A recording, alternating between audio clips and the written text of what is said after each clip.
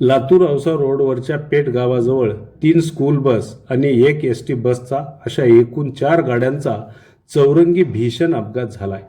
या अपघातामध्ये एसटी बसच्या समोरच्या बाजूचा चुराडा झालाय, तर एक स्कूल बस रस्त्याच्या कडेला नाल्यात पलटी झाली आहे, तर इतर गाड्यांचे देखील मोठे नुकसान झाले आहे.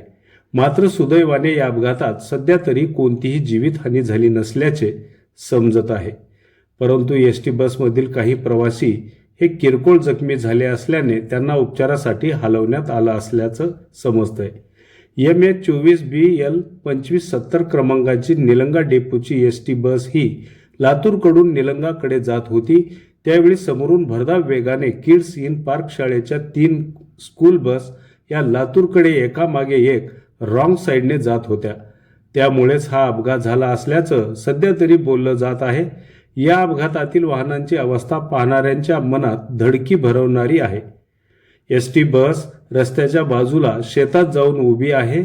एसटी बसची समोरची बाजू ही अक्षरशः चुरा झाली आहे, तर एक स्कूल बस रस्त्याच्या खाली शेतात नाल्यात पलटी झाली असून इतर 2 स्कूल बस या रस्त्यावरच उभ्या असून स्कूल बसच्या समोरच्या बाजूचं देखील मोठं नुकसान झालं आहे.